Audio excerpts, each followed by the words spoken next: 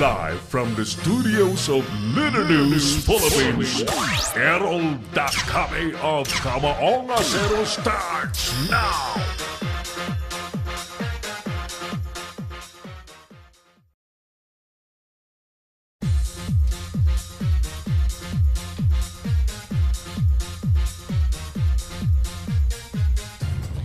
Unahin natin ang mga maiinit na isyong ngayon. Konsyahal po sa Abra binaril, patay! 94 anyos na lola naman arestado sa pagpatay sa kanyang sariling anak. Federal Constitution, komplikado at maraming problema ayon kay Senador Enrile. Duterte, aayusin daw ang paksyon ng PDP laban ngayong araw. 14th month pay bills sa private sector pag-aaralan daw ng Pangulo. Dahil naman sa bagong budget policy, DPWH project maapektuhan. At planta po ng sigarilyo nagsara, mga manggagawa umalma. Magandang gabi po sa inyong lahat. Ako na po ito si Errol Dakame. Welcome po sa Tigasing Palatuntunan sa buong kapuluan. Ang programang Kamaong Acero sumasa inyo po on HD quality at napapanood worldwide. Napapanood sa buong mundo. At tayo po ay bumabati ng isang magandang gabi, magandang hapon, magandang umaga sa mga OFW na lagi po nakasubaybay sa ating palatuntunan. Bueno, kasama po natin ang buong pwersa ng Leader News Philippines News and Current Affairs team, ang ating Operations Creative and Live Streaming Department. Kasama natin sila Engineer Oliver Licop, partner Mark Anthony Reynoso, and Teo Villamil. Sa labas po ng ating himpilan, siyempre ang ating mga Leader News Patrol. At salamat po sa mga maagang nakasili po sa ating programa. Thank you. Good evening sa mga nasa Metro Manila at mga kanina pa ho natitenga sa traffic. Nakikiramay po kami sa inyo. Ay nakong buhay sa Metro Manila, kailan kaya yan masusog ng mga taga-DOTR, Department of Transportation, at sa mga ahensya pang supposedly katuwang ng Pangulong Duterte na ayusin po ang talagang meserableng lagay ng lansangan sa Metro Manila. 2 taon na po ang mga taga-DOTR. Wala tayong nasisilip na magandang epekto ng kanilang pamamahala sa mga lansangan when it comes to traffic management. Ang 9 po ngayon sa buwan po ng Agosto taong 2018, mga kapatid. Espesyal ang araw pong ito sapagkat ngayong araw, mga kaibigan, ay tinatawag pong International Day of the World's Indigenous Peoples. Yan. Pinapahalagahan po ng buong mundo ang mga indigenous people at siyempre dito sa Pilipinas, napakarami pong maganyang kapatid nating mga tinuturing nating IPs na dapat po ay nabibigyang halaga. Katulad po ng pagpapahalaga natin sa bawat isang Pilipino. Right, mamaya may kausap po tayong isang indigenous person from Cordillera area. Panoorin po ninyo ang kanyang galing sa pagplauta mamaya, bilang pagpahalaga ng Leader News Philippines sa araw na ito na ipinagdiriwang po ang International Day of the World's Indigenous People.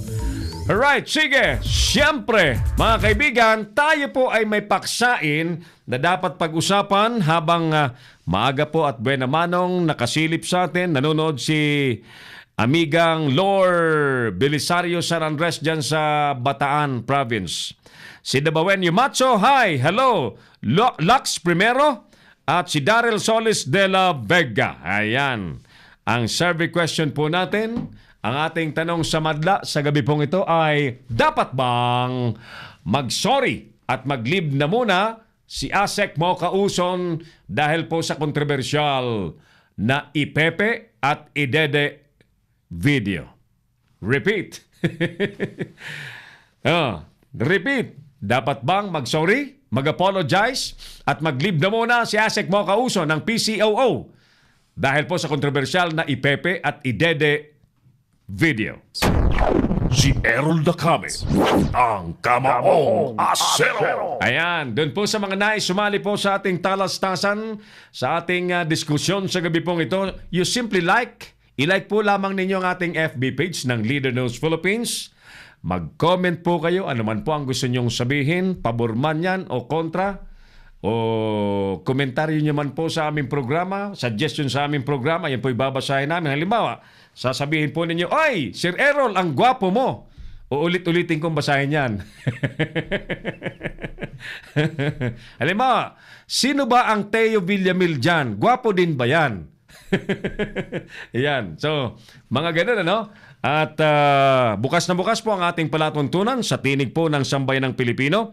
At welcome sa mga OFW, mga Overseas Filipino Workers na nandyan po sa Middle East, sa Canada, sa Australia, sa US of A, sa Asia Pacific region, iba't ibang bansa na siniswerte po ang ating mga kababayang makapagtrabaho, makapaghanap buhay po ng disente at matino. Paalala lamang po natin sa mga pamilyang nandito sa Pilipinas that you have to take care at maging masino po kayo sa perang pinapadala ng mga nanay, mga tatay, mga ate ninyo, mga tita ninyo bilang resulta po ng pagpupunyagi at pagpapaka sipag, hirap sa ibayong dagat. Alright, let's repeat our topic and the question, survey question of the day. Dapat bang mag-sorry at mag-leave of absence na muna si Asek Mau Kauson? Sanhi po ng kontrobersyal na Ipepe at Idede video. Areglado. Sige, ratsada na muna po tayo ng mga balita mula sa ating mga Leader News Patrol.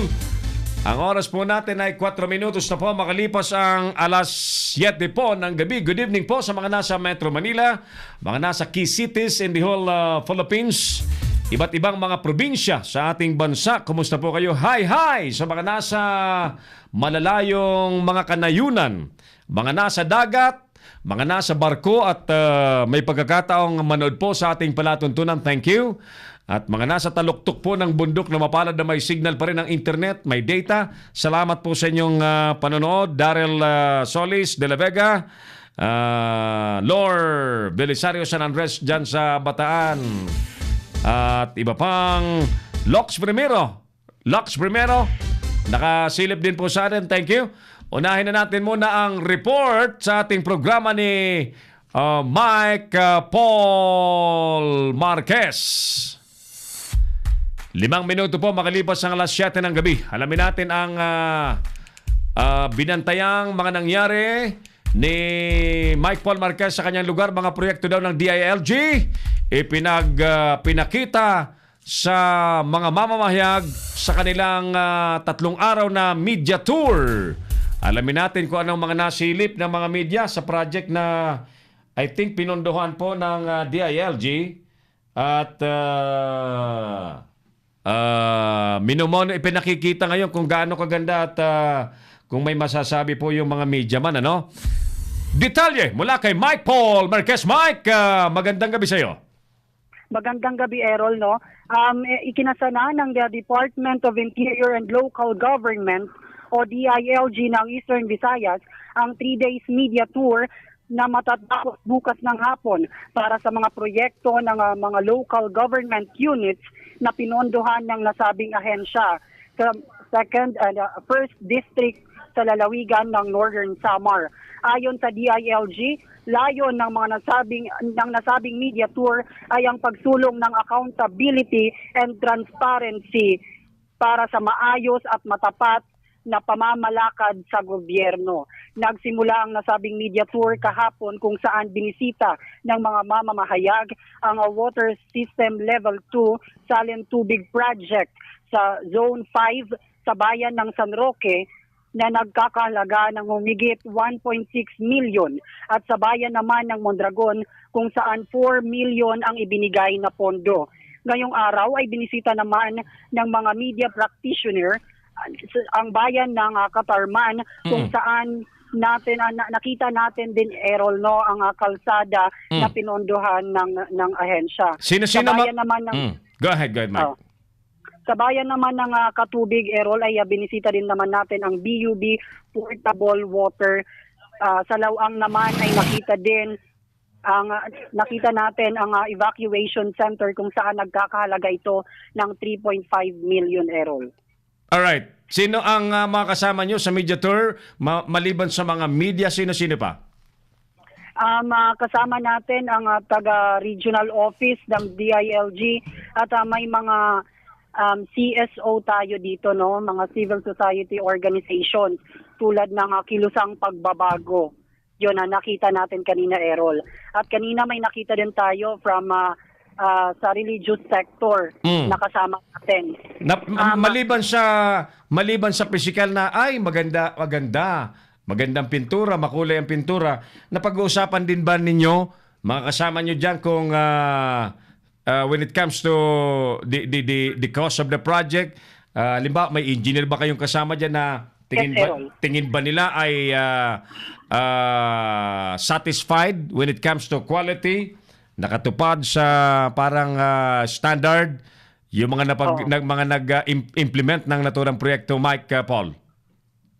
Kanina, Errol, during sa pagbisita natin sa mga bayan, no, Errol, ay natanong natin palagi, especially sa bayan ng Katarman, kung standard ba yung pagkakagawa ng kalsada. Kasi, Errol, nakita din natin na kahit ganon kaliit yung budget ng DILG, ay maganda, standard naman yung pagkakagawa, Errol. Kasi nga, sabi nila, isinusulong talaga nila, kailangan talaga ng good governance Tama yan. ngayon. Oo.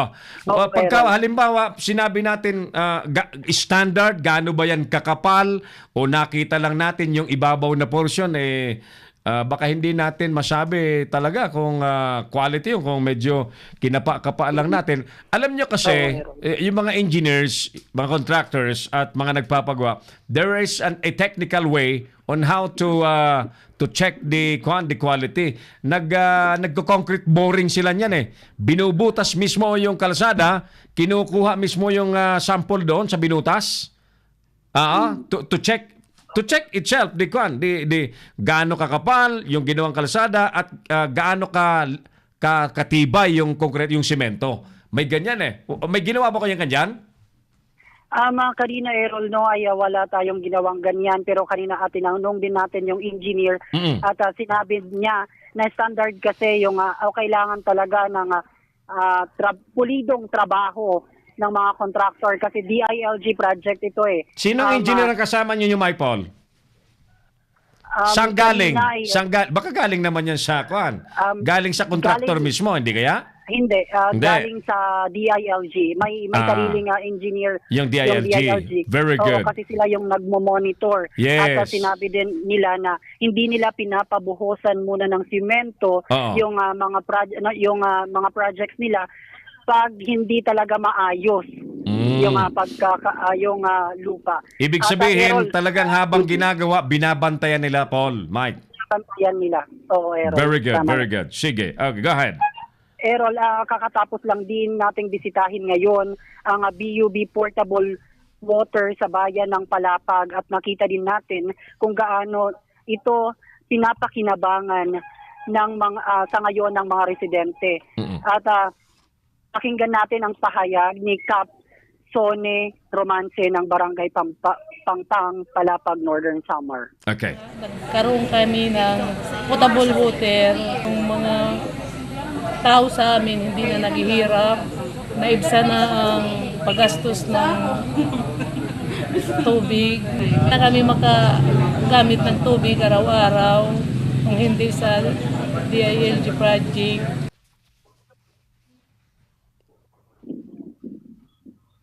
Okay. Mike? Oo.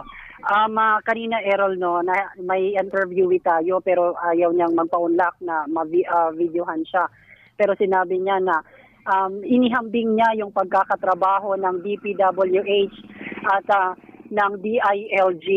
No, kasi sinabi niya na kahit ganito lang yung pondo ng DILG ay nakuha pa rin ito ang mga standard na mga proyekto, Errol. At yung mga challenges naman, especially Northern Samar, alam naman natin yung insurgency dito ay masyadong pero sinabi ng DILG na wala naman silang masyadong reports sa mga sa mga pagharang ng mga NPA sa mga proyekto ng DILG. Very good. Ang mapalad dyan sa ganyang sistema at naging resulta, Mike Paul, ay yung mga residenteng gagamit ng naturang mga infrastructure projects. Kasi natiyak na even limited budget allocation, nasunod yung standard at parang naibalik ng tama sa taong bayan yung mga buwis na binayaran nila.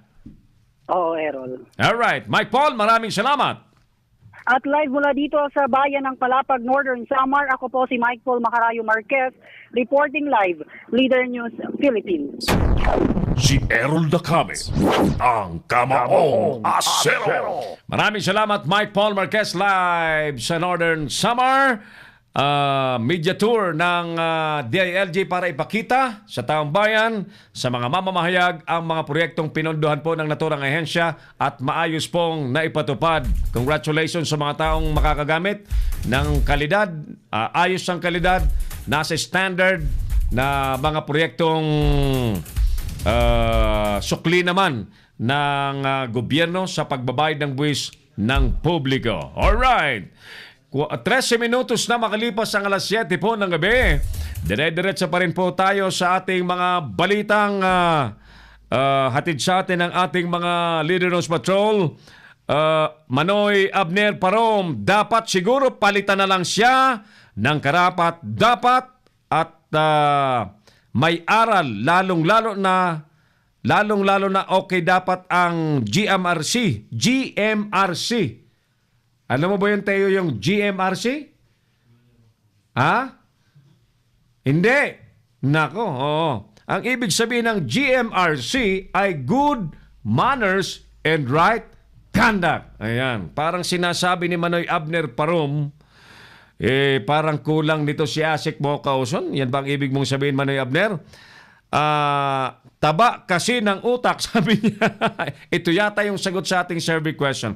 Ang ating tanong po ay dapat bang mag-sorry, mag-apologize at mag-leave of absence na muna si Asek Mocauson dahil po sa controversial na ipepe at idede video. Remember, yung pinaka-director general po ng Public Information Agency ng gobyerno na si Harold Clavite ang nanawagan kay Asek Mocauson na mag-apologize at mag-leave of absence dahil sa ginawang video.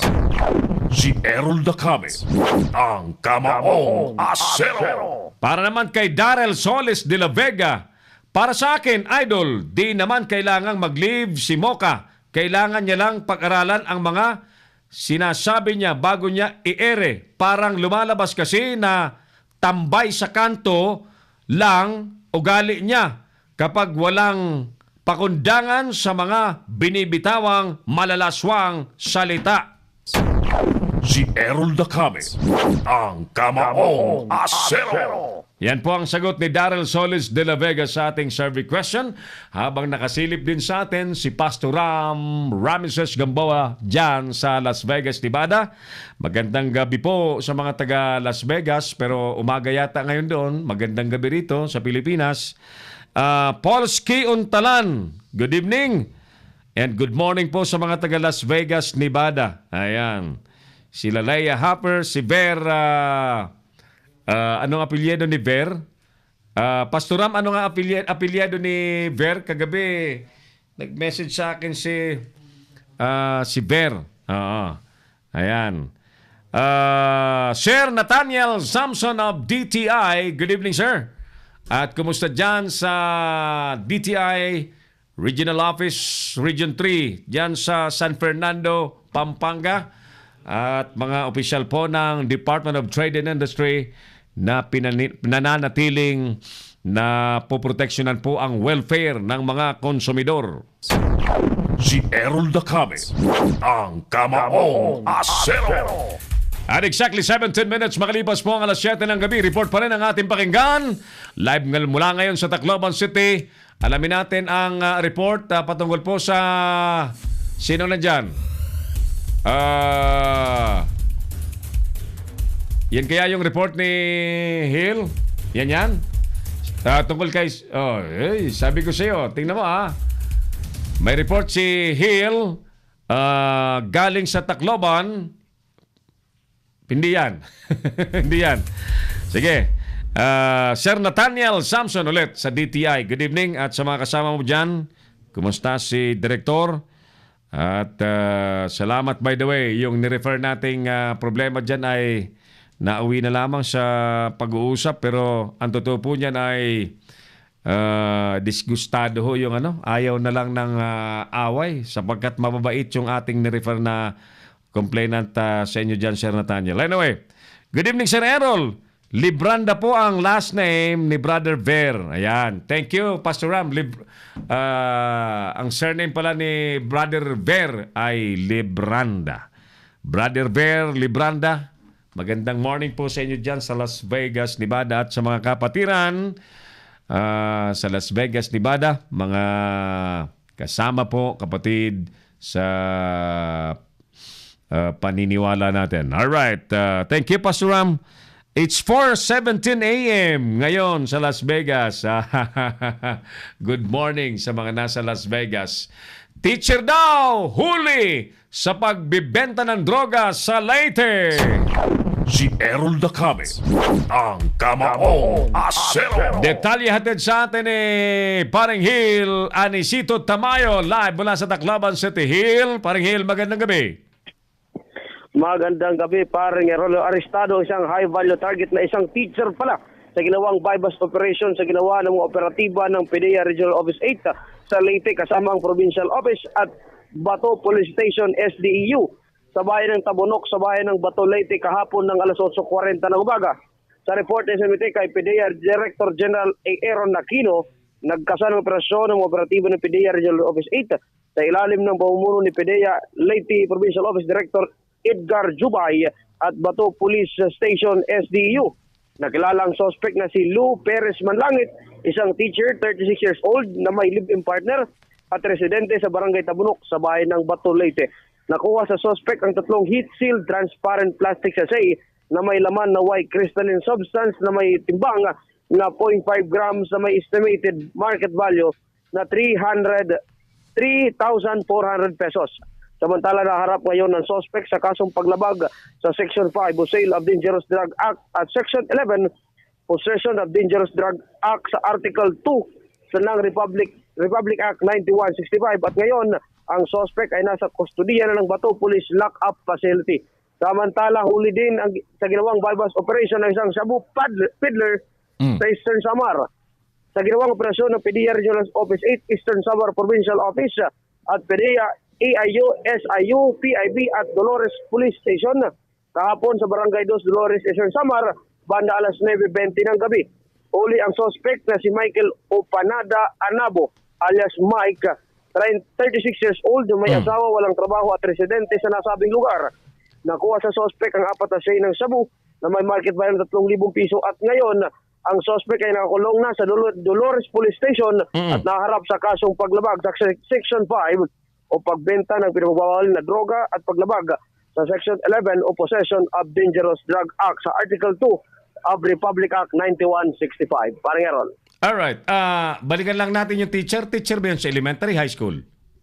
High school teacher ito, base doon sa report na ating nakuha, itong si nakilalang si Lou Perez Manlangit na nahuli mismo doon sa kanilang barangay, sa Barangay Tabunok, sa bayan naman ng Bato, Leyte. Kinakabahan kasi ako, baka kasi kumo high school teacher yan, medyo adolescent na yung yung mga estudyante. Yes. O baka mamaya niyan, siya mismo nagbebenta na doon sa mga estudyante niya.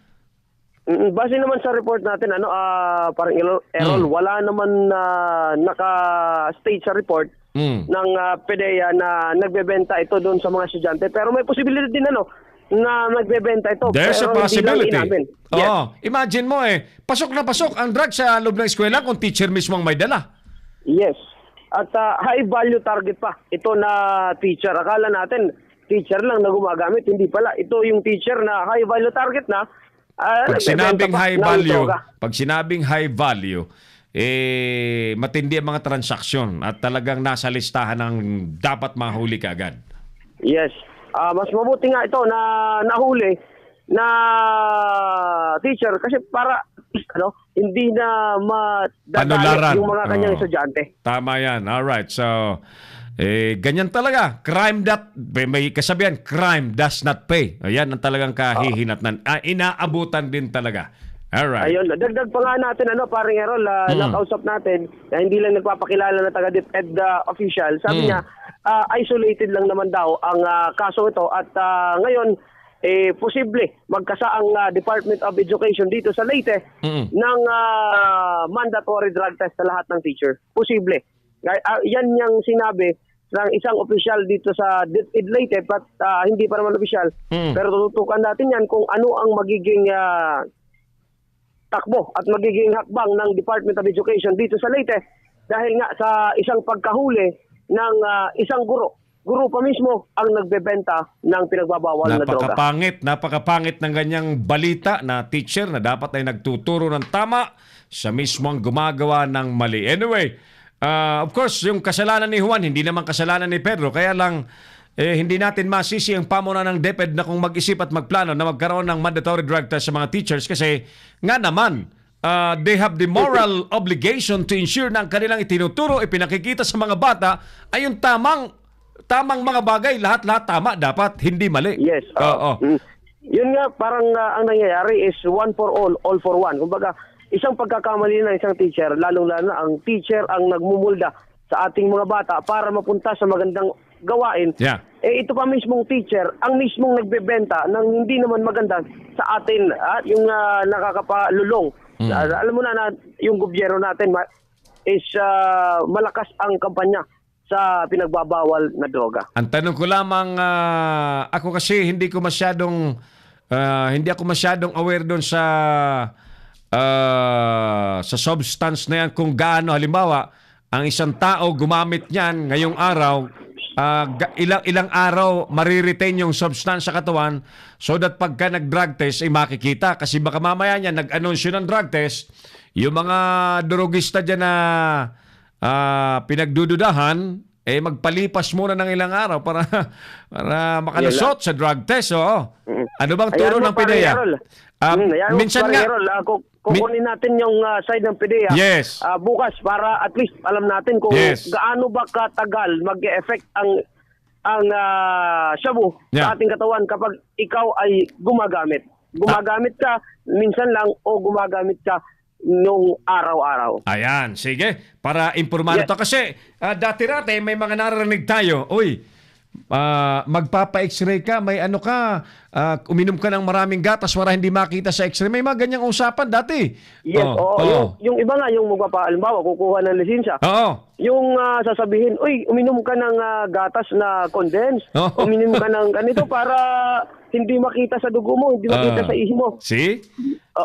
Ganyan yun ka. Yung mga, yung mga naririnig natin, lalo-lalo na. Kadalasan narinig natin sa mga kumukuha ng lisensya. Yun. Kasi dati, mandatory ang drug test sa pagproseso ng lisensya, pagkuha ng lisensya. Ngayon, inalis na. Ang naging mandatory na lamang yung check-up, BP, mata. May makakausap tayo, paring Errol, regarding doon sa, halimbawa, kung siya ay tutol o payag doon sa na mag-apologize ng mandatory drug test sino sa yan? mga teachers. Sige, sino yan? Isang guro?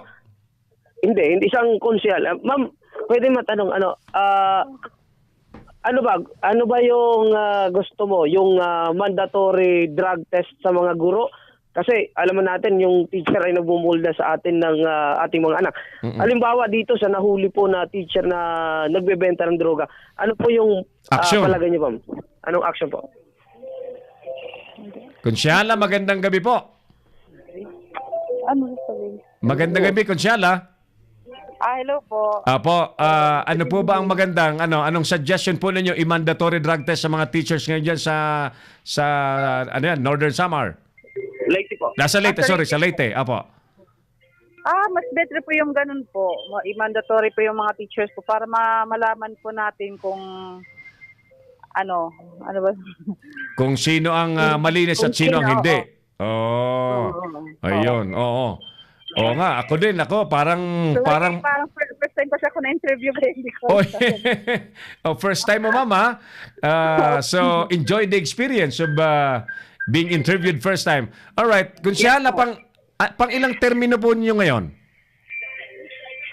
Dalawa po. Pangalawang term po ninyo ngayon. Kayo ba'y pabor din na lahat ng barangay officials i-mandatory drug test din? Yes po. Ayan. Pag wala Yes, kasi... maganda po yung ganun. Para fair po sa iba. Para fair sa iba. Mga nasa gobyerno, di i-drug test na lahat. Ang problema nga lang natin yan, Konsyala, malaki ang gastos yan pagka nag-drug test yan. But then again, very important kasi lalo sa papel ng mga teacher, mga nasa barangay, ay mahalaga ang papel ng Konsyala. Kaya nga. Konsyala, isang tanong na lang. May survey question tayo ngayon dito sa program. Dahil sa IPEPE at idede video ni Asik Mo Kauson, ang PIA is a government agency, nanawagan kay Asik Mo Kauson na mag-apologize at mag-leave of absence. Sangayon ba kayo dyan?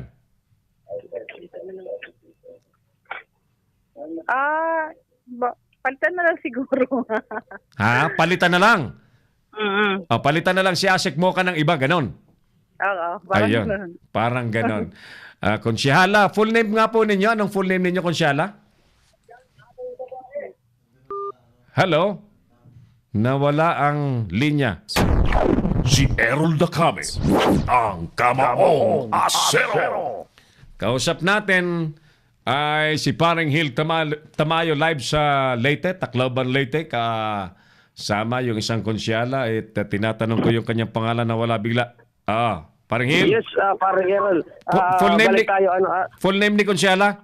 si Maricel Gobinsong. Gobinsong. Andun na si Consiala, medyo nagmamadali. Kasi Medyo tumakas na. tumakas na. Ito si Kapitan, ayaw natin po pa-interview. Medyo busy din Oo. Gandang gabi, Kapitan. Ayun nga, parang Eros, sabi nga ni Consiala na mas pabor na i-drug test lahat ng nasa umuupo sa gobyerno para at least naman fair lahat at malaman kung sino at kung malaman talaga kung sino ang gumagamit at malaman din kung yung lahat ng opisyal at para din maklaro sa umuupong nasa gobyerno na wala talaga silang ginagawang masama. Tama yan. Dapat nga ang unahin mga pulis I-mandatory drug test ang lahat ng pulis kasi sila nagpapatupad niya ng batas na yan, di ba? Actually, para lang din sa information natin na nakuha, nagkakaroon ng drug test but hindi naman mandatory. It's a random drug test.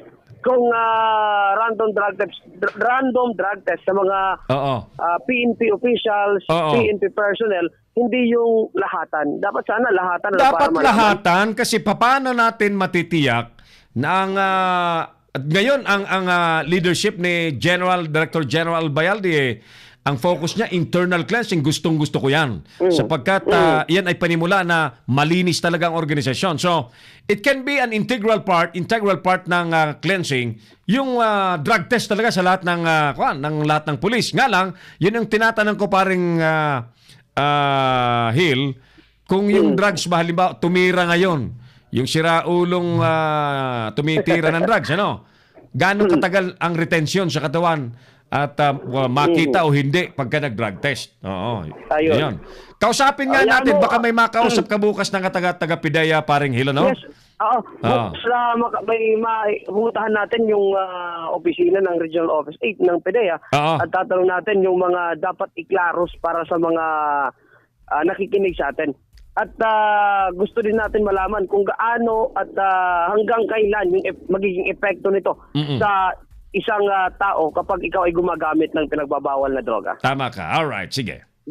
Ayan parang Errol, I would like to take this opportunity na imbitahan sila sa ating third mobile journalism workshop na gaganapin this August 25. At magsisimula po ang ating workshop alas 10 po ng umaga hanggang alas 4 po ng hapon. Ang ating workshop po ay doon gaganapin sa Office of Information Officer Function Room ng Tacloban City. Dito lang yan sa second floor, City Engineers Office. Ayan. So, sa mga may tanong pa, Sir Hill, Sir Errol, Yes. magkano ang bayad? Ang sagot namin, wala pong Libre po. bayad. Libre sa mga nais pong Yes po. matuto ng Mobile Journalism Workshop. Ulitin lang po natin, parang Errol, yung ating third Mobile Journalism Workshop gaganawin po this coming August 25 sa City Information Officer Function Room. Dito lang yan po sa second floor ng City Engineers Office sa syudad po ng Tacloban City. Malapit po sa City Hall ng Tacloban. At of course, pasalamatan din natin yung city support of city government na binigyan din tayo ng suporta na ipagamit at bigyan tayo ng mga materyales na gagamitin sa ating workshop. Alright, salamat kay Mayor Cristina Romualdez, ang City Mayor ng Tacloban City. Ayan, parang Errol, yan ang munang latest mula dito sa syudad ng Tacloban City. Hill Anisito Tamayo, Leader News Philippines. Thank you so much, Paring Hill, live mula sa Tacloban City. Naghatid sa atin po sa oras na 3:00 na makalipas ang alas 7 po ng gabi. Kumusta kayo sa mga oras pong ito? George Cabalya Sabay, kumusta? Hill Tamayo, sabi ni George. Nanonood sa atin. At thank you sa mga kanina pa ho nakasilip sa ating programa. I am inviting you once again to like our page. Mag-comment po kayo sa ating FB page. Ang ating pinag-uusapan ngayon, dapat bang mag-apologize, mag-sorry at mag-leave of absence si Mocha Uson, Asek Mocha Uson, dahil po sa kontrobersyal na Ipepe at Idede video. Kayo po ang aming tinatanong, ano po ang inyong masasabi? Kung nais niyo pong sumali directly by calling us, pwede niyo po kaming tawagan sa 0927-494-2175 sa mga Globe users at sa mga smart subscribers naman po. Ang ating number sa studio ay 0949-736-5000. Si Errol Dacame, ang Kamaong Asero. Ayan. Ang ating tanong ulit. Dapat bang mag-apologize, mag-sorry o hindi si Asek Mocha Uson dahil po sa kontrobersyal na Ipepe at Idede video? Ayan. Ngayon ko lang nahablot yung drums ko rito eh. Matagal na nakatago. Happy birthday muna sa mga may birthday sa araw pong ito ng Webes, Thursday. At sa mga may kapistahan, by the way, bispiras po ngayon sa aming bayan sa Tiwi Albay. So, advance happy fiesta bukas. Normally, sa araw po ng ganitong araw, nagkakaroon ng makulay na civic and military parade dyan sa aming bayan sa Tiwi Albay. Namimiss ko ng aking mga kababayan. Hindi lang ako makalayas-layas dito dahil sa trabaho. Engineer Edmond Cleofe Dacuya Jr. Tol Edmond, kumusta ka dyan? Keep safe always. At naghihintay lagi ang iyong pamilya sa anong lugar ni Tol Edmond? Dito sa sa Quezon City. Ayan. Nakaligtaan ko tuloy yung barangay niya. Yung kanyang magandang barangay dyan sa Quezon City sa may Commonwealth Avenue. Alright, 36 minutes makalipas na po ang alas 7 po ng gabi. Mga artista, suportado po ang kampanyang Bola kontra Droga sa Bulacan. Alamin natin ang report. Wala pa? Sige, establish natin ang linya ni Paring Gani. Live report yan. Sige. Francis Tika, magandang gabi dyan sa Caloocan City at sa mga kasama mo dyan. Tanggalin na yan sa pwesto. Advance happy fiesta, Tol, sa atin watching from Ghana, Africa. Magandang gabi po sa mga Pinoy OFW sa Ghana, Africa. Salamat, Tol, sa panonood. At kumusta na lang sa mga kasamahan mo dyan, mga Pilipinong nagsisikhay. Nagpapakalayo-layo sa pamilya para mabigyan ng magandang buhay ang mga minamahal dito sa Pilipinas. 37 minutes after 7. Okay, so tayo po'y magpatuloy. Bro Oliver, yung video natin sa ating kinausap, ready na, no? As we have mentioned a while ago, ngayong araw po ay tinaguriang International Day of the World's Indigenous Peoples. Ngayon, ang ibig sabihin niyan, isang araw po ito ng pagpapahalaga. Pangdaigdigang araw bilang pagpapahalaga sa mga indigenous people sa buong mundo. Kanina, may nais po kaming kausapin kapanayamin na mataas na opisyal po sa gobyerno. Dangan nga lamang po ay hindi siya makalaya sa kanyang napaka-importanting meeting. So while we are waiting for him at naka-standby kami na matapos yung kanyang meeting, minarapat po namin kausapin ng isang binata na may lahing Igorot tsaka Ibaloy. Ayan. At kinausap namin ang buhay binatang Igorot Ibaloy. Nagpakwento kami ng kanyang buhay at yung kanyang mga kaibigan at yung kanilang hilig sa pagtatanghal ng kulturang Cordillera. So, panoorin po natin ang ating maiksing panayam kay Johnny Dalisdis, isang estudyante po sa University of Cordillera at isa pong ekspertong flutist. Ayan, panoorin po natin ang ating maiksing panayam.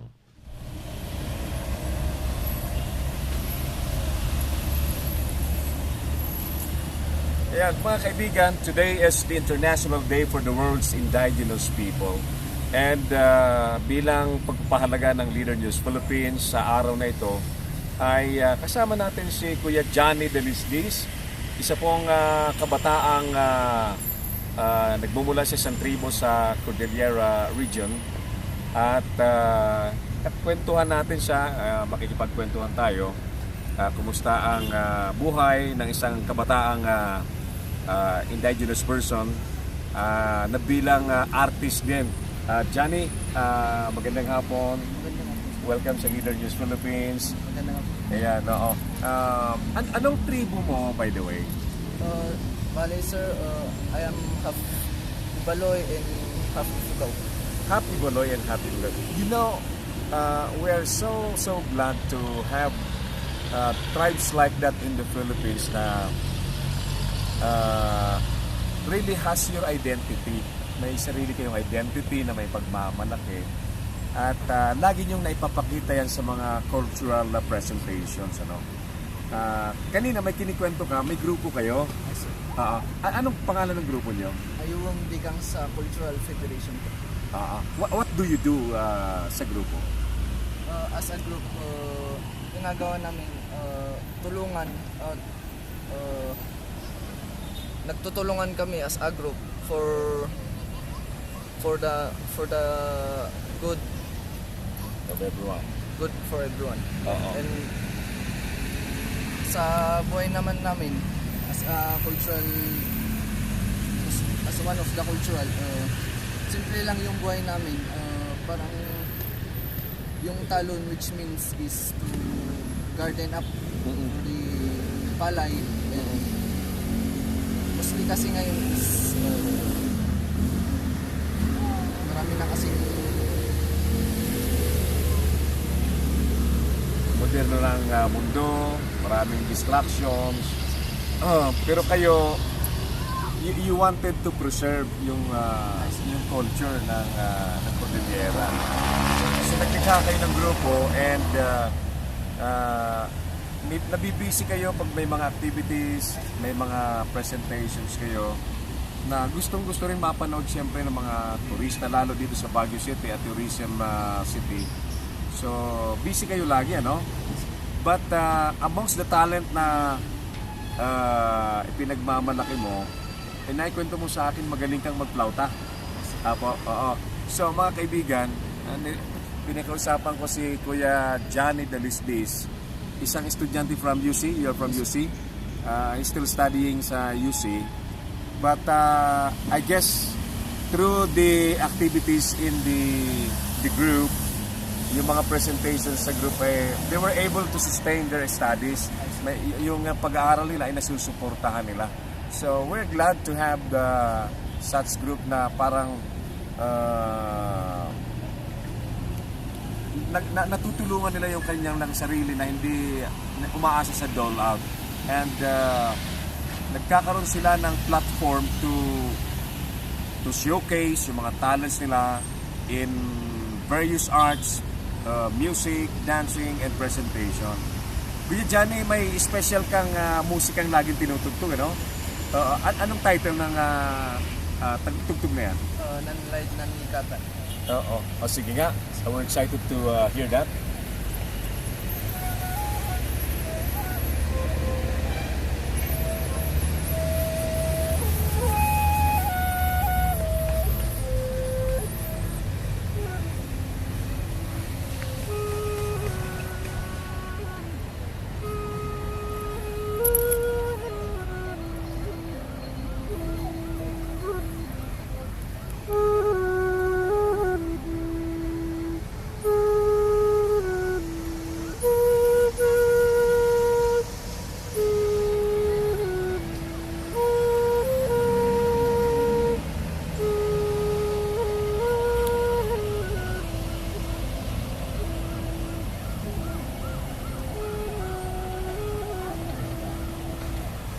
Alright, okay.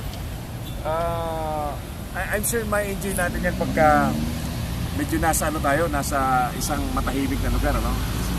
Nasa gubat, sa bukid, ano? Ito kasi sir is ang ginagamit sa kanila po ito. Kalingan, ito yung favorite instrument nila. And this is made up of a native bamboo na kayang-kaya nilang gawin. Ito po kasi ang ginagamit nila is for mangharana po sila. Pangharana. Yung nanliligaw ba, gano'n? Yes, sir. So, flauta ang ginagamit? Yes, sir. Okay. Ginagamit nila ito po sa gabi. Sa gabi. And therefore, dahil gabi, madidinig mo yung kada nota ng flauta. Anong tawag sa kanila sa Tungali. tungali? Okay. Natural ba sa mga Kalingans na marunong sila, madali silang makagawa ng flauta? Yes, sir. Ito po yung mostly po sa member of Kalinga is ito po yung hobby nila. Hobby nila. Okay, napakaganda, no? Paano yun? Pag ikaw manliligaw, mamamani, parang akit ka ng ligaw, kailangan marunong ka magplauta? Hindi naman po. Hindi naman. Pwede magsama ng barkada na magpa-flauta. Pwede po. Pero Pwede. Kailangan yung Yung courage and bravery. yes, sir. Oo. Ayun. But most of the time, pag mga harana ka, talagang flauta. Hindi gitara. Flauta talaga. Mga ilang flauta lagi ang ginagamit sa harana. Kahit isa. Pwede sir sa isa. Oo. Ano may kasamang sayaw? Wala naman po. Wala Basta na. meron po yung sa word namin, gagot. Ano yun sa Tagalog, sa Pilipinas? Sa medyo Malalim ang no? malalim kasi. Oo. Ano yan? Sincerity, gano'n? Yung parang gagawin mo lahat para lang sa babae. Ayun, yung bang your dedication na kung anong gusto ng babae gawin mo. Oo. To show your love. Oo. Harana, flauta. Oo. Ikaw ba nakapangharana ka na? Bilang Without flute? siyempre po millennials. Millennials Wala na. Texting na lang. Cellphone na lang But the culture of our fellow tribes sa Cordillera and the rest of the country really provides uniqueness sa mga Pilipino. At yung mga lumaki sa Maynila, sa urban areas, parang parang may may identity crisis kumpara sa mga nasa probinsya na may mga tribo, because they easily count themselves in a tribe na unique ang pagiging Pilipino. So ang Pilipinas po ay makulay sa iba-ibang tribo and yan po yung pinapahalagahan ng gobyerno and even sa international community. Kaya nga, ngayon po ay ipinagdiriwang ang International Day of the World's Indigenous Peoples na mamaya kakausapin din natin si Director sapagkat we would like to revisit kung ano na yung naging impact ho ng IPRA sa mga indigenous Filipinos na nilalayong mapaglingkuran ng naturang batas. Indigenous Peoples Reform Act. Yan po yung IPRA. Mamaya yung kakausapin natin si Director. Kuya Johnny, sa mga kapwa mo native, indigenous people, persons, may gusto ka bang sabihin sa kanila? Mga kailan, gusto lang sabihin na itong grupo na ito is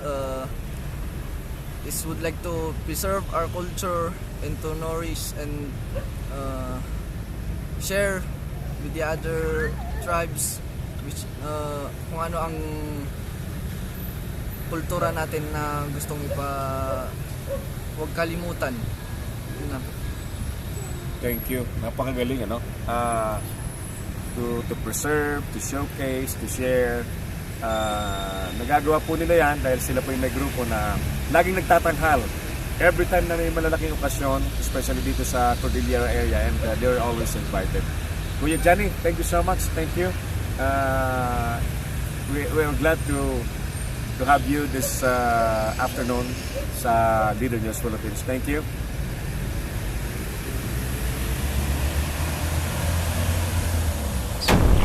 Si Errol Dacame, ang Kamaong Asero.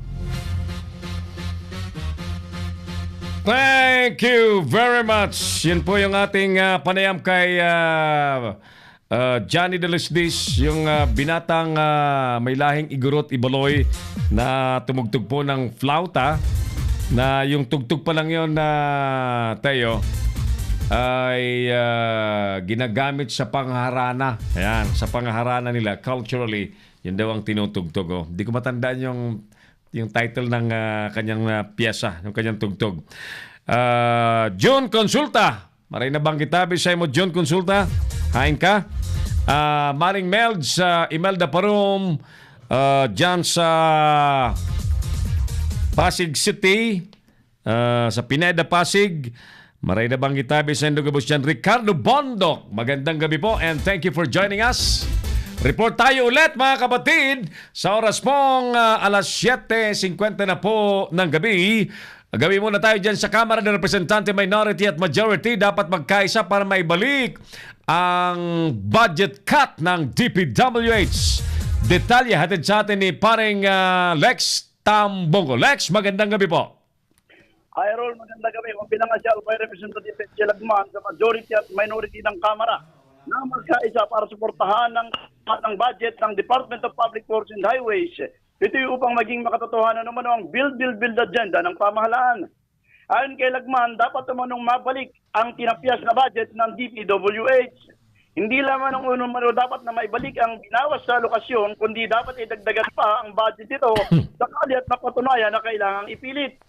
Isa umano sa pangunahing casualty ng cash-based budgeting ay ang DPWH na natapyasan ng may 93.3443 billion pesos, 90 billion, 1.882 billion capital outlay ng Philippines, ang sa capital outlay at 3.7 naman sa maintenance and other operating expenses.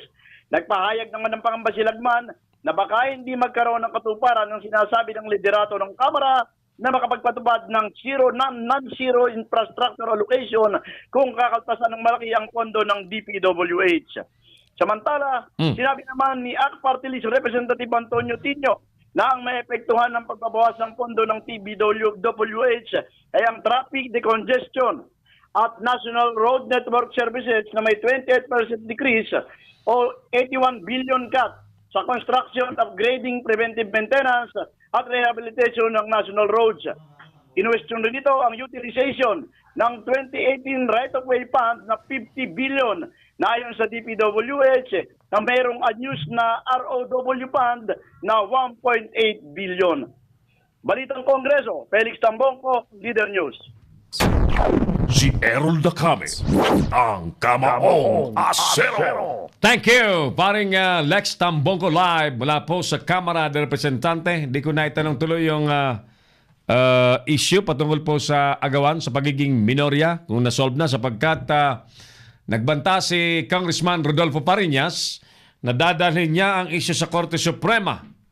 Parang magpapasok lolo sa Supreme Court si Congressman Rodolfo Fariñas to settle whether who is really the considered minority sa Kamara. Ang hirap pagkaganyan, nag-aagawan sa pwesto. Lahat gusto mapwesto.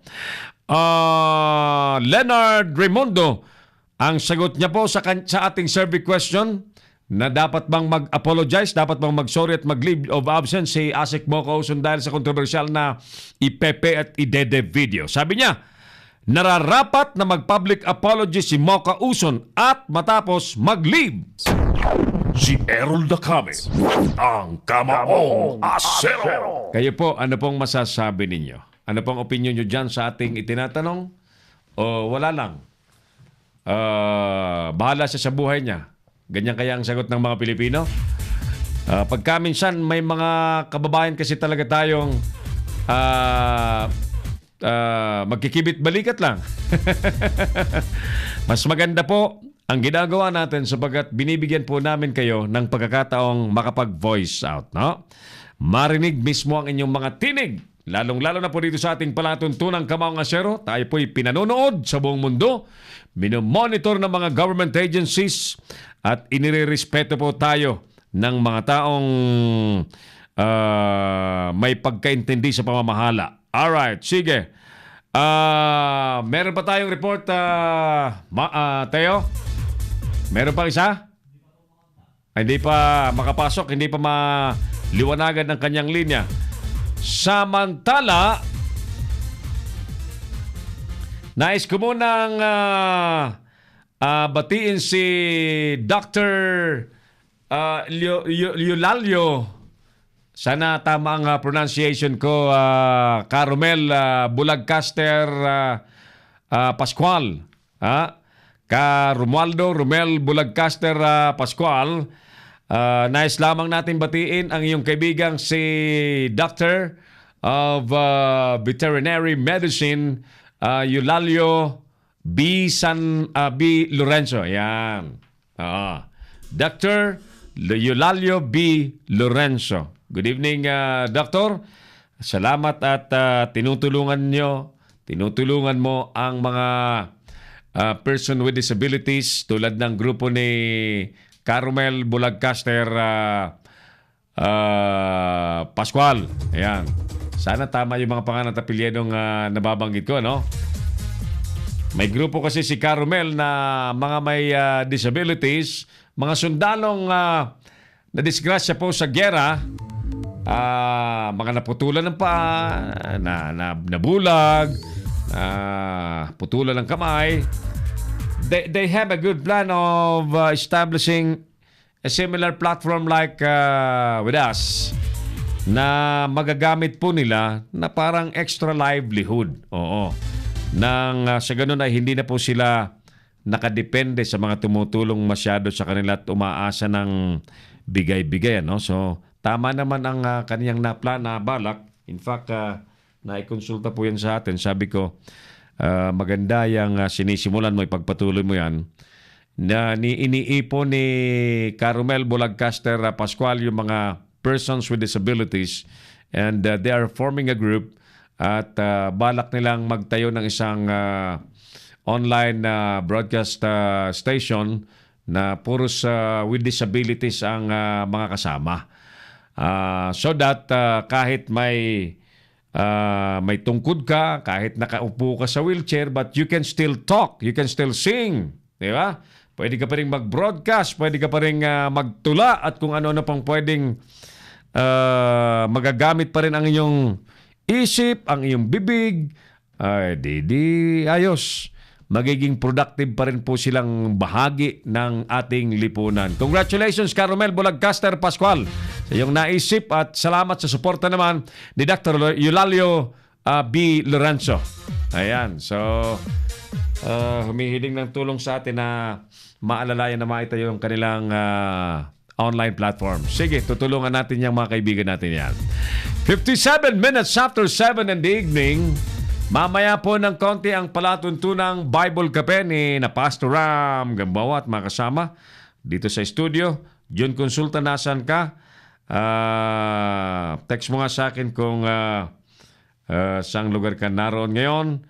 Si Tol Edmond ay nasa Ghana, Africa. At mga nakasilip sa atin ngayon, dapat bang mag-apologize o mag-sorry si Asik mga kauson at magbakasyon na muna dahil sa kontrobersiyang nilikha po ng Ipepe at Idede video. May mga nagsabi naman na okay lang yung ginawa ni Asik mga kauson. Sa totoo nga daw ay dahil doon napag-uusapan ngayon yung federalismo. Nga lang, yung iniisip ni Senator Nancy Binay kay Asik Mo Kauson at ni Senator Coco Pimentel ay imbitahin sana si Asik Moca na maging resource speaker at mag-lecture tungkol po sa federalismo. Yung lecture na diretso na kung anong naintindihan ng ALE patungkol po sa konsepto ng federalismo ay maibahagi sa mga manonood, sa mga makikinig. Yun yung inaasahan sana. Kaya lang iba ang lumabas. Iba ang lumabas. Kaya kayo po ang aming tinatanong. Amigong Camilo Villasa Miliandes. Hello amigo, kumusta ka dyan? Kasama mo ba si Bishop Nilo Tayag? Kausapin nga natin si Bishop Nilo Tayag at si kasama mo si Attorney Aid Caballo. Patungkol pa rin po sa lalong lumalaking grupo na humihiling ng mabilisang pagbabago.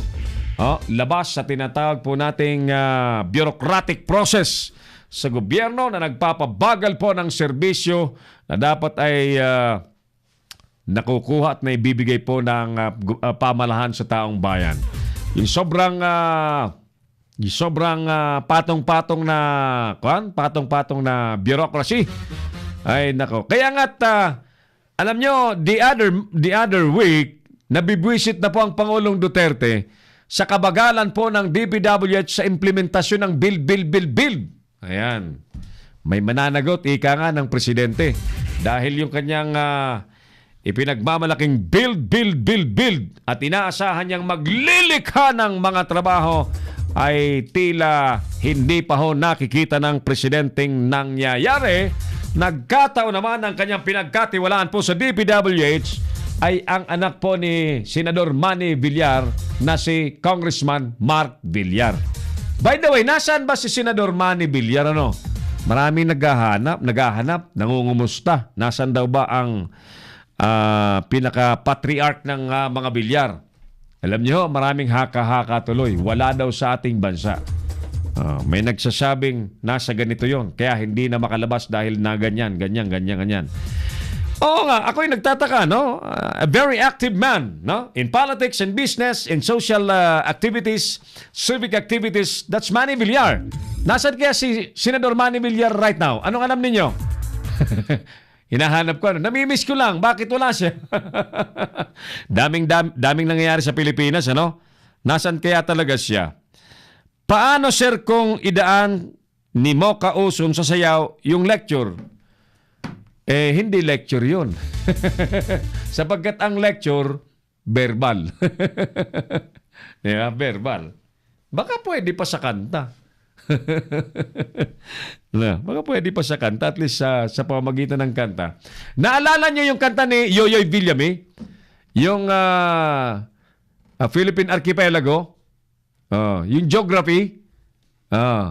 Dinaan sa kantang geography, mami-memorize mo tuloy yung mga probinsya ng buong Pilipinas. Yoyoy Villame po yun. Sumalangit na kaluluwa ni Yoyoy Villame. Di ba patay na siya? So, baka pwede pa sa kanta, hindi sa sayaw. Kasi kung sa sayaw, Ano yon?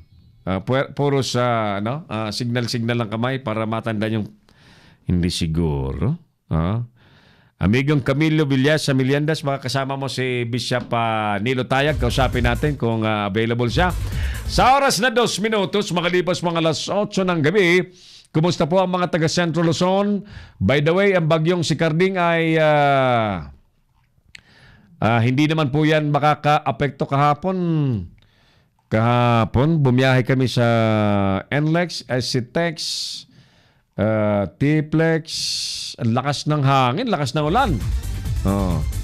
Tsaka, yung aksidente dyan sa may dugtungan po ng NLEX, SCTEX na nadurog po yung nagmistulang tansan ho yung isang Navara pickup. At yung tao po tingin ko kung yun po ay nagkaipit-ipit. Ang tingin ko talaga nadurog yung katawan, no? Hindi ko lang masabing patay na dahil wala akong karapatang mag-declare ng patay. Pero yung nakita ko sa loob ng nadurog na pick-up Nissan Navara ay talagang nakalungay nga yung driver, yung nagdadala, may nagmamaneho po nung...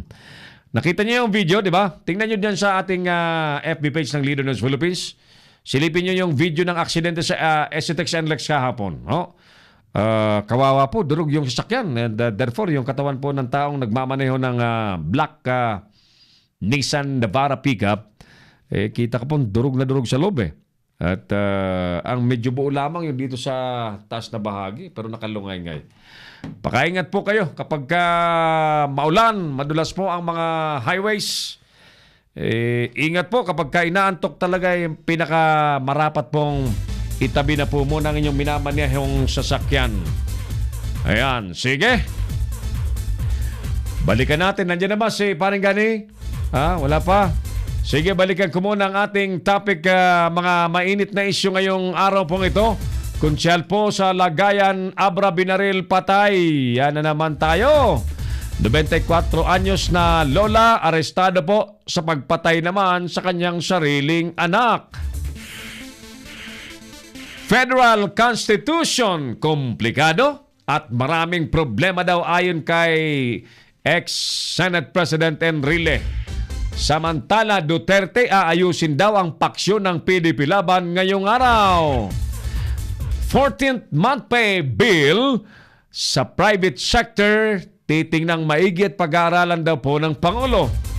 Dahil naman po sa bagong budget policy, DPWH projects maaapektuhan at planta po ng sigarilyo nagsara.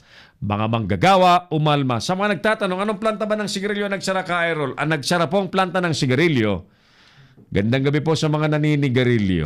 Ang nagsara nagplantang nagsara ay ang planta ng Philip Morris Fortune Tobacco sa Vigan, Ilocos Sur. Nagsara. Ang dahilan, dahil daw po sa pagtaas ng excise tax sa sigarilyo, nalugi na ang Philip Morris Fortune Tobacco Company. Ayan.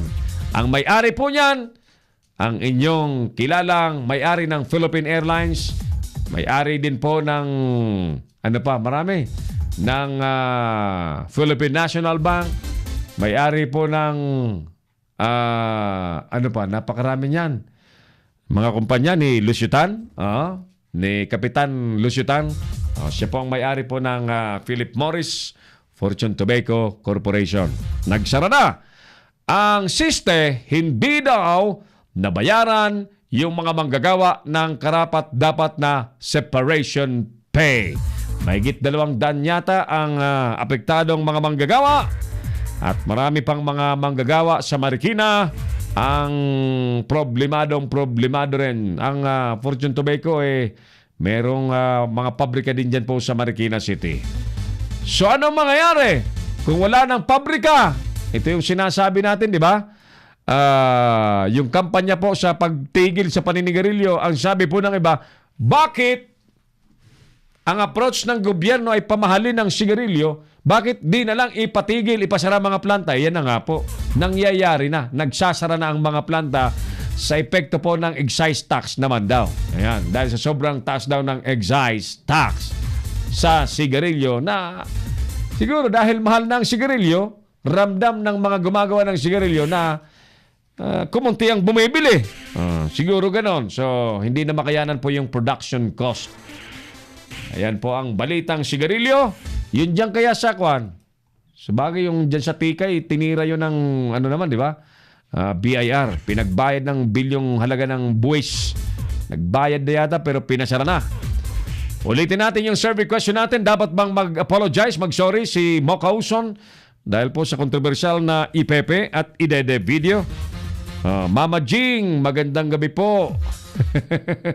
Magandang gabi. At sa mga nanonood sa atin, thank you. Anong sagot ninyo sa ating survey question, mga kapatid? Mag-leave of absence, mag-apologize, o hindi? Bakit ba? Di ba? Opisyal siya ng gobyerno, pwede niyang gawin ba ang lahat ng maisip niya? Alright, sige. Samantala, saglit ha. Pag ready na si paring Gani Oro, timbirahan niyo ako ha para nasaan na? Sige, ready na ba? Ready na? Hindi pa rin? Sige. Hintayin natin. Magandang gabi po sa mga natitenga pa rin po sa trapiko sa Kamaynilaan dahil wala pa rin pong solusyong may alok ang mga namamahala po sa trapiko. Wala eh. Walay talaga. Samantala, mga kaibigan, bumagal po ang pag-inog ng national economy sa second quarter po ng 2018. Obvious naman dahil nagmahalan po ang mga bilihin. Walang halos pumasok na pera dahil ito daw po ay kinukonekta ng mga eksperto sa Boracay closure daw. Naka-apekto rin daw yung Boracay closure. At isa pang balita halos 40 million pesos pong halaga ng smuggled sugar nasabat naman po ng Bureau of Customs dyan sa Maynila at ito daw po ay posibleng i-auction. Ito na naman tayo, no? Ito na naman tayo, mga auction na yan eh. Akala ko ba sisirain kapag ka nasabat na mga kontrabando, sisirain. Ito i-auction. Bakit walang uniform na patakaran sa mga smuggled? Yung iba, sisirain. Yung iba, i-auction. So, kung ang dahilan ng Pangulong Duterte ay ipinasisira niya yung mga luxury vehicles na mga kontrabando at nasa sabat, ipinapasok po ng walang sapat na mga dokumento at hindi nagbabayad ng buwis, ipinasisira niya para hindi ma-auction at makuha ulit, maibalik sa mga kamay po ng mga smugglers. Di ganun din yung asukal kung i-auction, di ba? Kung i-auction din ng Bureau of Customs. Yun nga, tinatanong ko, why is it there's no uniform policy about the disposition of this confiscated and seized smuggled products? Pwede naman daw i-auction, sabi ho ni Customs Commissioner Isidro La Peña. Malaki-laki ito, halos 40 million pesos na halaga. Ang naturang asukal po ay natuklasan sa 45 20-footer container vans. Ayan, nagaling daw po sa Thailand. Sa Thailand. Bakit kailangan pang ismuggle? Ba't hindi na lang ideklara ng tuwiran? Sinabi raw po sa packaging na mga kitchen materials, utensils at mga craft papers. Bakit ba? Kapag kitchen materials ba yan, utensils, mas mura ba kaysa sa asukal? Dumating daw po ang mga kontrabando sa pier ng magkakaibang petsa mula June hanggang July. Nagaling daw po sa kumpanyang Hopley Trading. Ayan. Hopley Trading. Inabandon na raw po ng consignee ang naturang shipment matapos mapaso ang 15 days na prescribed period ng ahensya. Congratulations sa Bureau of Customs. Sana ganyan kayo katikas sa pang-amoy sa mga nagpapalusot at mahuli po ang mga kontrabando.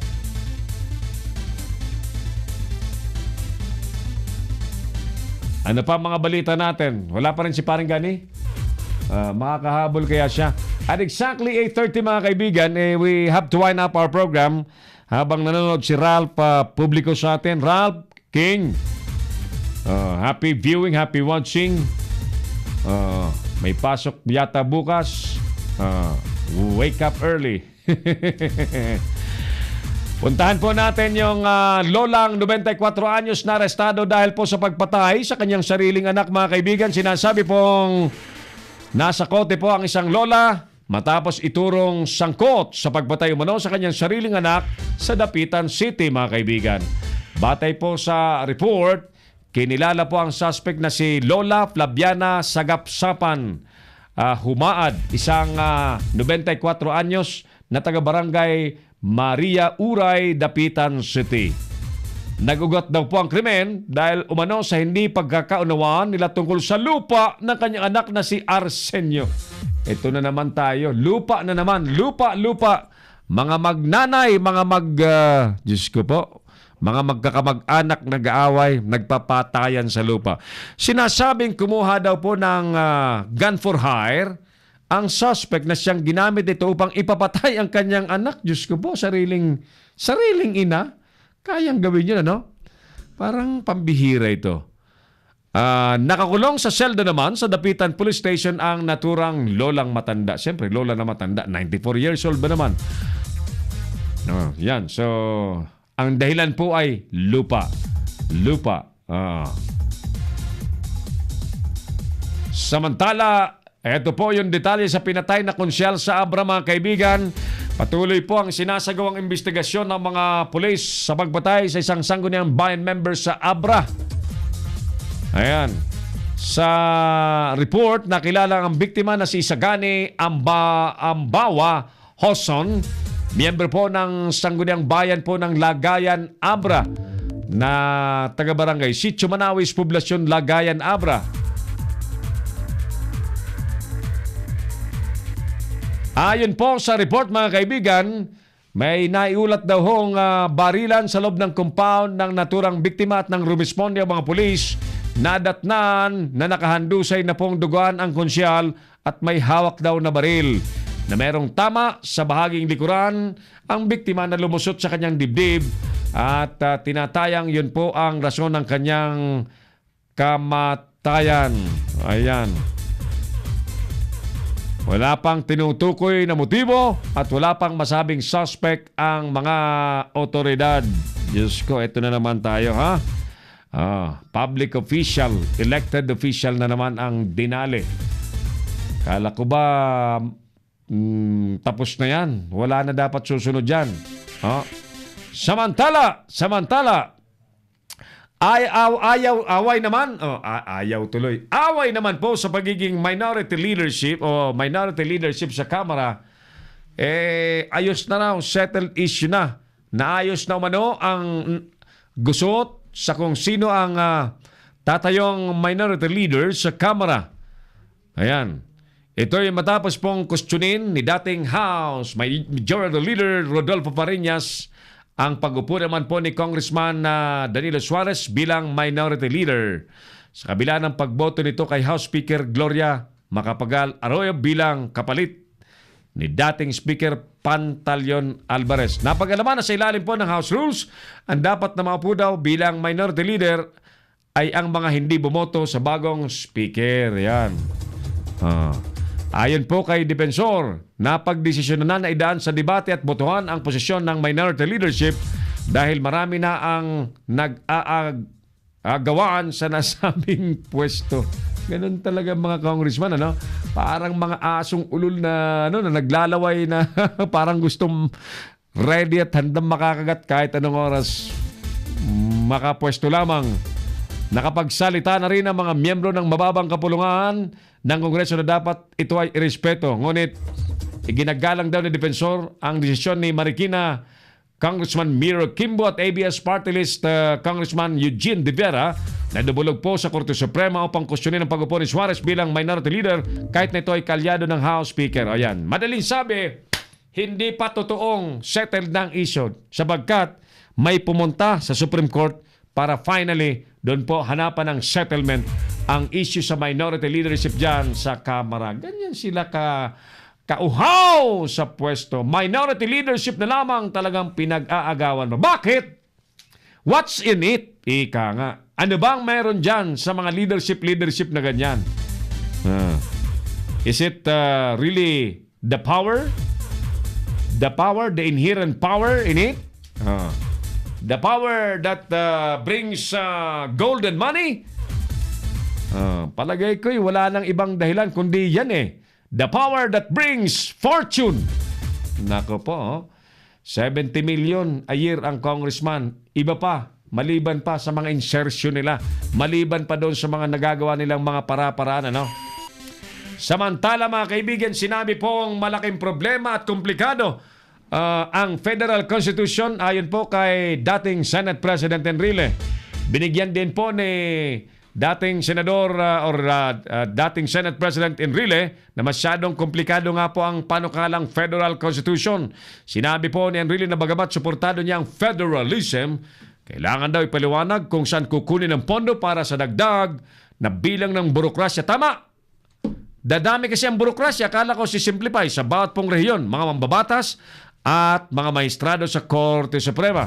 Ayon pa kay Enrile, sa kanyang nabasang draft, mula sa 15 maestrado ay gagawin itong 42. Habang sa Kamara naman, magiging 400 po ang mga mambabatas. Sa Senado naman, mula sa 24, magiging 36 na nangangailangan ng malaking pondo. Akala ko ba ano? Mas magiging simple. Dumami pala lalo. Yan. So, lalong dumami pala, no? Dumami ang burokrasya.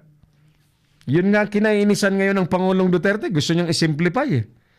Sa tindi ng burokrasya ngayon eh. Hindi niya magawa-gawa yung mga gusto niyang gawin eh. Paano kaya yan i-reconcile, no? Manggagaling anya sa pera ng bayan ng pondo para sa nasabing mga hakbang at tiyak na hindi ito makakayanan ng ating pamahalan, sabi ni Enrile. Ayan. So, si Enrile po ay isang institusyon na sa lehislatura. Diyan sa Senado, mataas na kapulungan, sa Senate of the Republic of the Philippines. At hindi po matatawaran ang kanyang mga analysis sapagkat siya po ay isang batikang abogado na talagang halos buong buhay niya ay nasa public office na. Ayan. Yung mga kwento naman sa Cagayan, no? Sa mga Cagayan Port na yan, iba naman yon. No? Dapat naman yan ay ayusin talaga. Ayusin, no? Baka ready na si Paring Gani at nalalabing 10 minuto sa ating palatuntunan.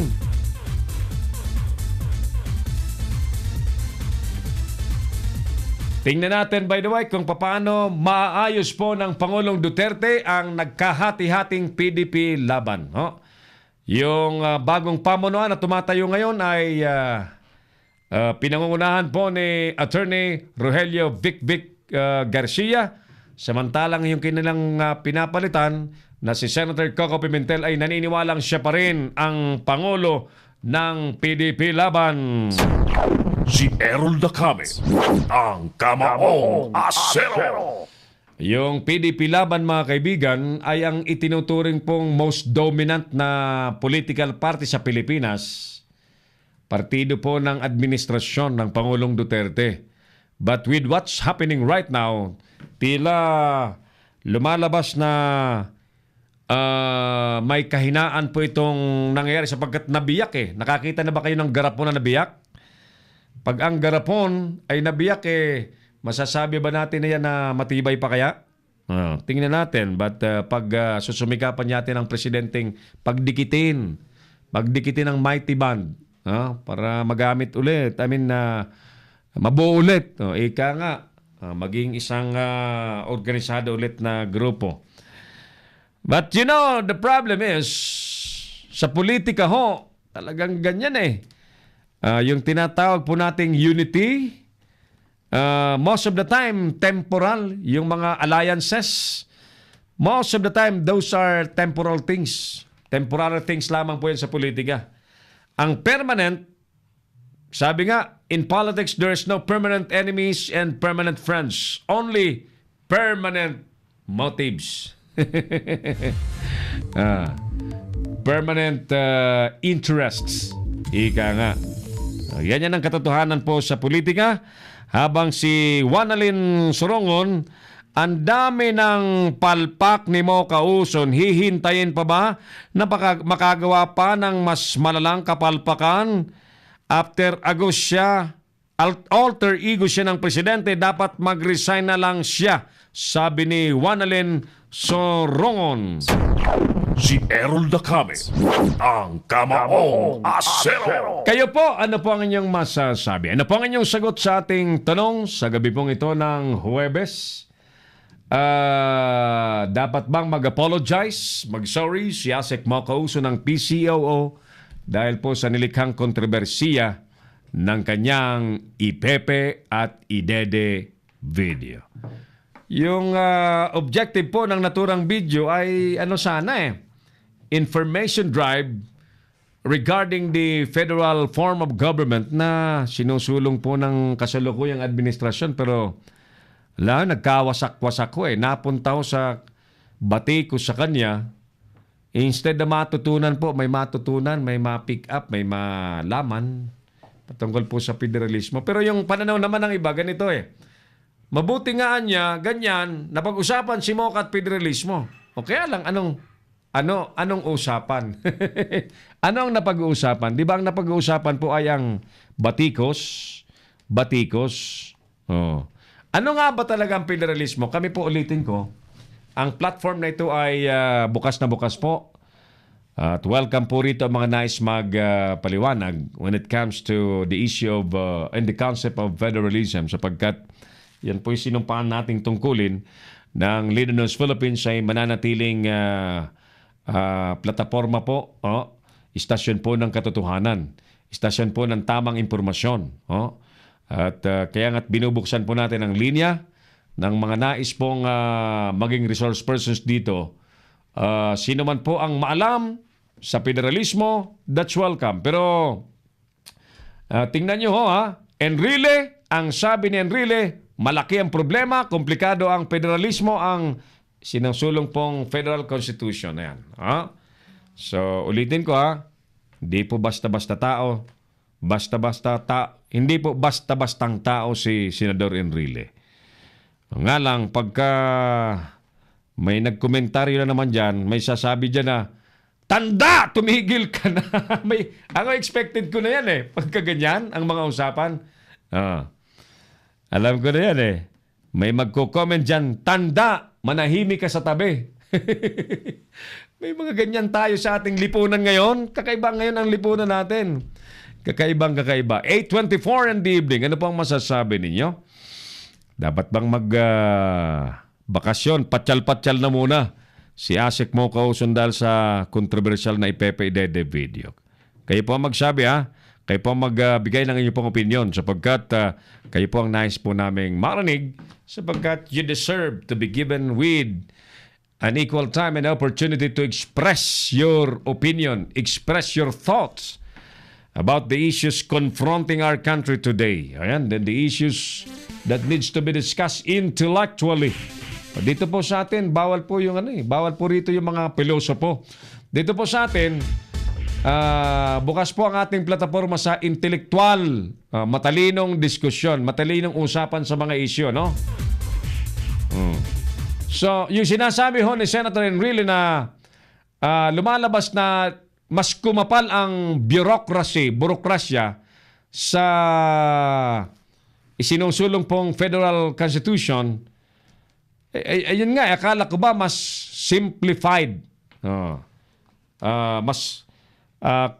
Kung simplified ang sistema, yung paghatid ng serbisyo, mas mabilis nga. Yun nga Actually, yun ang kinaiinisan ngayon. Ngayon, sa kalalagayan ngayon ng gobyernong ito, na napakaraming bureaucracy, na ang presidente hindi makakilos basta-basta because he needs to get the nod, the agreement of the other agency. May proseso lagi, may proseso. So, kung dito sa federal form of government ay, as Enrile is saying, lalong dadami ang mga opisina, ang mga maestrado sa Supreme Court, mas marami, mga congressman, mula 200 plus mas dadami, magiging 400. Diyos ko po, kung 70 million arrear yan. Imagine niyo na. Sabi ni paring Oliver, teka nga muna, nakakangalay ang mga issue. Nangangalay ang mga issue. Ay, naka, Webes pa lang ho, mga kaibigan. Ha? Intellectual discussion ang gusto po natin. Ayaw po natin yung mga pilosopo. Papilosopong discussion because we wanted to contribute for the betterment of this nation. So, bagay na yan talagang federalism na yan, pag-usapan natin, ipaliwanag natin. Ako po ay hindi ko pa may papaliwanag yung federalismo sapagkat I am not the proponent, no? What can we do right now is to welcome resource person coming from the proponent side. Bukas po kami sa mga... Si Senator Nene Pimentel, napakagaling sana niyan magpaliwanag eh. Napakagaling sana. Sino kaya ang pwede nating imbitahin? Sige, sikapin natin na one of these days ay may maisa lang tayo. By the way, in advance, congratulations po sa Sulong Katutubo International Foundation Incorporated. Araw po ngayon ng International Day of the World's Indigenous People. Ang Sulong Katutubo International Foundation po ay tuloy ang pagkalinga sa mga IPs sa Pilipinas. At patunay po niyan, may malaking aktibidades po ang Sulong Katutubo International Foundation sa PNB Headquarters, National Office sa Pasay City sa August 19 sapagkat yan po ang itinakdang araw na ipapamahagi po ng ating foundation yung livelihood funds. Ayan. Livelihood fund. Puhunan sa kabuhayan. Pangkabuhayang puhunan sa unang 500 mga kasaping tunay. Ayan. Mga kasaping tunay at kwalipikado. Kasi may mga sumasapi nagchichismis lang. Gusto lang tuklasin. Totoo kaya yan? Mamimigay kaya yan? Maraming ganyan. Kunyari ipapasok para lang magmatsyag. Magmatsyag kung totoo, hindi. At kapag ka medyo hindi pa nahihinog yung pinahihinog, ganyan, no? May mga ganyan, no? Normal na siguro yan sa mga Pilipino na gusto lagi makakamkam lang. Pero kapag ka may mga pagtitipon, tawagin nyo, minsan maraming dahilan. So anyway, ang foundation po ng Sulong Katutubo International ay hindi po nadidistract sa mga ganyan. Tuloy ang mga iniisip at proyektong pinatutupad sa panguna po ng ating chairman na Amira Sunshine Magdangal,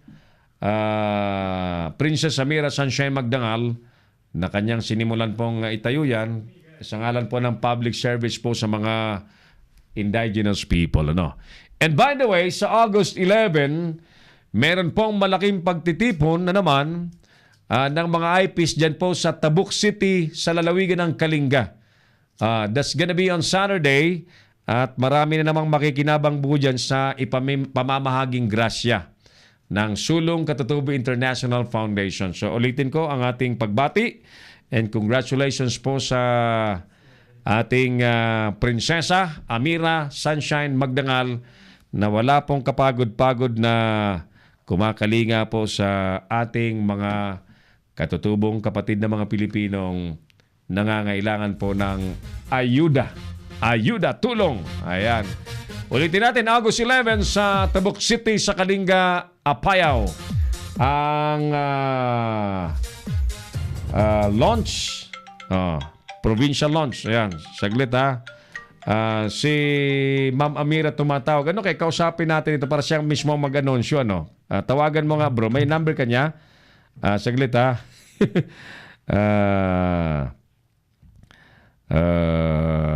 Isa lang nga natin ito para siya mag-anunsyo ha. Saglit ha. Kausapin mo nga bro muna si Madam para siya mismo ang mag-announce. Sa atin pa rin palatuntunang Kamaong Asero sa Leader ng Philippines. Mga 2 minutes lang, ano? Kasi malapit nang magsimula ang The Bible Cafe, no?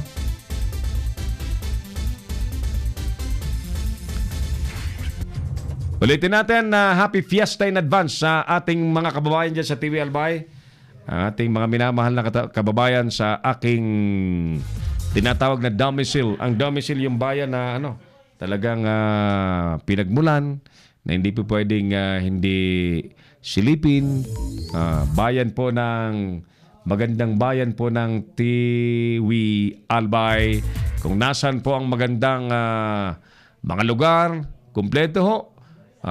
May kabukiran, may karagatan, may kabundukan, may volcano, may geothermal, may magagaling at mababait na tao. Yan, mga Tiwinhon, no? Congratulations sa mga Tiwinhon! Fiesta, bukas, sa agad, tabi. Habol natin si Prinsesa Amira Sunshine Magdangal. Ito, biglaan ito ha. Hindi to arranged interview. Oo. Hindi to arranged interview, biglaan ito at mahihain itong ating chairperson ng Sulong Katutubo International Foundation. Nasa linya na natin. Good evening, Princess Amira Sunshine Magdangal, chairperson ng Sulong Katutubo International Foundation. Madam, magandang gabi po sa inyo. Magandang gabi po, Vice Chairman. Nako, Vice binuking na kaagad. Hindi ko ina-announce sa program na akong Vice Chairman. Opo. Naikikwento ko po kanina pa na pwedeng mag-invite tayo para bukas sa sa 11. Sa 11. Sa launch natin ng Kalinga chapter. Yes. Meron tayong launching doon. Alas 8 ng umaga hanggang hapon. Sa Sabado po yan, ano? So, ito yung yes po. Provincial chapter ng Kalinga ng Sulong Kalinga. Katutubo International Foundation. So, gaganapin sa Tabuk, Bulanao. Bulanao, Tabuk. Ayan. Oo. Doon natin gaganapin yung nila sa provincial gymnasium ng Tabuk, Bulanao. Ayan. So, sa mga nanonood sa atin na taga-Kalinga, diyan po magtitipon-tipon sa Provincial Gymnasium ng Kalinga sa Sabado alas 8 ng umaga. Ano ba ang makikita nila? Ang prinsesa ba ay sasayaw? Sasayaw. Hindi ako sasayaw. Pero sa event natin sa PNB, doon ako magkakaroon ng intermission number. Wow naman. Surprise. Para sa mga natin sa PNB main office sa August 19. Yung August 19 po ay sa yan, 'di ba? Sa August 19 yung distribution ng livelihood program natin. Yes. Sa livelihood Napakaswerte naman. Napakaswerte naman ng mga magiging unang batch ng beneficiaryo. Oo. Alright. Tama ka. Okay. Oo. So, ayan. Ulitin natin. Invitahin mo pa rin sila nga pala. Paki-invite din sila sa ating academy. Sige, nandiyan criminal, nandiyan ka na. Nandiyan ka na. Imbitahin mo na, madam. Baka kung sinong gustong mag-enroll dun sa academy natin. Bukas na. Meron tayong mga ng criminal investigation, seminar, detection, para sa mga intelligence private intelligence, security services, yan. Ang sinasabi ni Princess Amira ay yung kabubukas pong Criminal Investigation Detection and Forensic Science Academy. Ayun, tama. Criminal Investigation Detection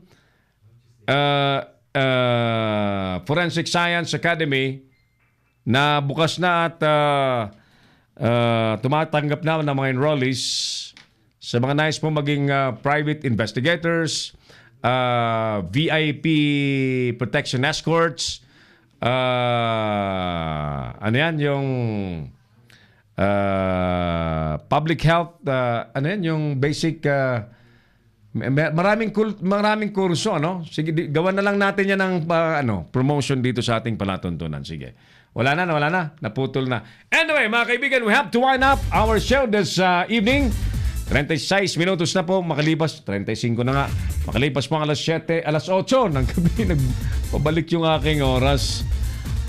Ayan. Yung ating tanong naman na dapat bang mag-apologize si Asek Mo Kauson sa nilikhang kontrobersiya ng kanyang video. Siguro ganitong masasabi po natin. Yung reaction ng kapwa niya nasa gobyernong Director General po ng Philippine Information Agency, nananawagan sa kanya na mag-apologize at mag-leave of absence. Isang bagay na dapat pakaisipan niya. Kasi ang naging reaksyon lamang ni Asik Mo Kauson, ewan ko kung nagmura siya, binalikan ng galit yung mga senador. Ang sabi niya, kayo ang mga bastos, sabi niya sa mga senador. So, I think with what the PIA Director General had said, palagay ko'y pakaisipan ni Asik Mo Kauson, paka-reviewin ang kanyang mga approach sapagkat ang PIA ay isang information agency na professional din. Professional. Nakapaghahatid po ng mga balita, nakapaghahatid po ng mga impormasyon na hindi po sumasayaw-sayaw. Ayan. So, I think that call can be a reason for Asik Mo Kauson to review, retrospect ika nga sa kanyang mga ginagawa sapagkat wala na po siya sa private life kundi na sa public office. With that mga kaibigan, maraming salamat po sa inyong lahat sa ating mga Leader News Patrol, sa ating Operations Creative and Live Streaming Department headed by Engineer Oliver Licop, partner Mark Anthony Reynoso, Teo Villamil at yung ating mga patrol, Leader News Patrol. Mga nag-ulat sa atin ngayong gabi si Hil Tamayo, Jojo Sikat, Felix Tambungko, and Mike Paul Marquez. At sa ngalan po ng Long Range Philippines, ang lagi po nating kasama sa public service, maraming salamat po sa inyong lahat. Mga manonood po natin sa Pilipinas at sa buong mundo. Thank you, thank you, thank you. Ako pa rin po ang inyong Kamaong Asero na kami. Maraming salamat. God bless Pilipinas! Inyong napanood ang mga batas na batas ni Errol Dacame sa Kamaong Asero. Abangang muli dito sa Leader News Philippines.